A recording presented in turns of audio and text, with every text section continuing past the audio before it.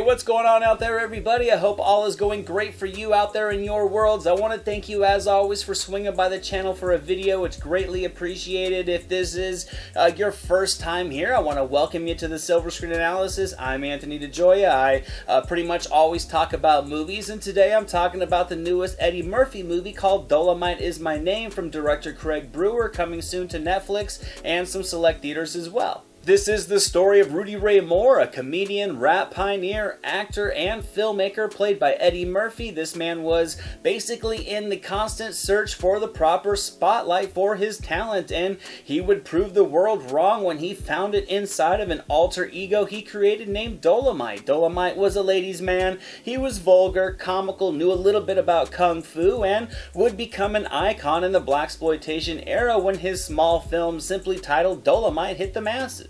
As a longtime Eddie Murphy fan, I've been patiently waiting for him to make that resurgence in the industry that he's due for, and I gotta say, this movie was a large step in the right direction towards that happening. It was a well-crafted film from the writing side. It does tell large sections of Moore's life with a focus on the positive. That's not to mean that this was a puff piece, because I don't think it was, but it did seem to just make the steps that Moore had to fight through to gain stardom come across as being a little bit easy when that wasn't the case. The story does keep the mood upbeat by focusing on Murphy's sense of humor and his comedic delivery as Moore, and for that aspect it works. I felt it was routinely comical in capturing the overall exploits and the achievements of Rudy Ray Moore, and I thought Eddie Murphy as the persona was absolutely impressive. There were also a couple of nicely woven dramatic undertones that Murphy absolutely thrived with. I thought he was fantastic in these couple of scenes, but I do have a feeling that they were just mixed in between too much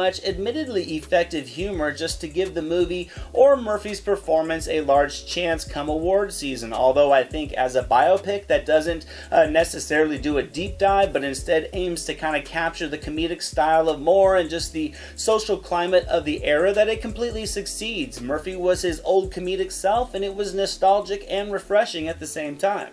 The story and the performances certainly kept me engaged in the movie throughout, and with a great cast surrounding Murphy, there was a strong blend of different personality types to keep the overall laughs feeling fresh. It was a very talented cast with strong comedic backgrounds in many instances, and with the tight writing, I thought it resulted in all the laugh out loud moments you're going to want from this movie. Plus, the things that Moore actually did were pretty wild. They were outlandish and hysterical on their own, and Eddie Murphy has shown that he can create a very similar personality to that when he chooses. So for that aspect, this was a perfect blend of effective humor and historical depiction that didn't feel too heavy-handed. And like I just mentioned, the supporting cast overall was just perfect for the needs of these characters. Wesley Snipes was fantastic in this role after a long stint out of the spotlight. It was just awesome to see him back with his comedic charm still in place. He felt nicely fit into the part of this snobbier member of the team. He had some solid laughs. He had a very amusing chemistry with Murphy that I enjoyed. Keegan-Michael Key adds a lot to the story with his comedic delivery,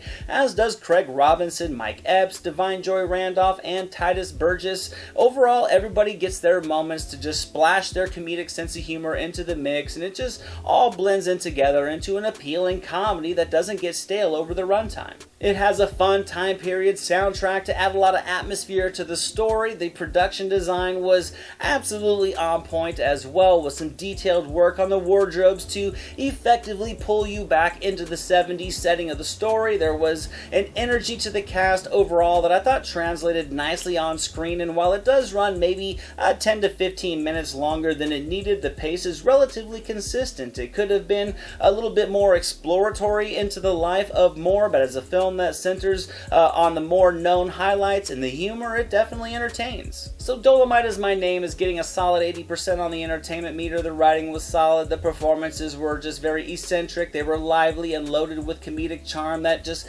complements the story well. If you're a fan of Murphy, time period comedies, or just any of these cast members, or you remember the days of Rudy Ray Moore as Dolemite, then certainly give this one a shot when it hits Netflix. I had a great time with it. I enjoyed seeing this ensemble of performers together, and while it may not get a lot of praise come award season, I think it's a comedy that does exactly what it should, and that's make you laugh. Now for today's My Silver Screen recommendations, I'm going to be selecting 3 great movies, the first being the film this is actually based on, that being the original Dolemite, as well as an awesome female-led movie called Foxy Brown starring Pam Grier, and finally a film that parodies the blaxploitation era with some solid laughs called I'm Gonna Get You Sucka starring Keenan Ivory Wayans.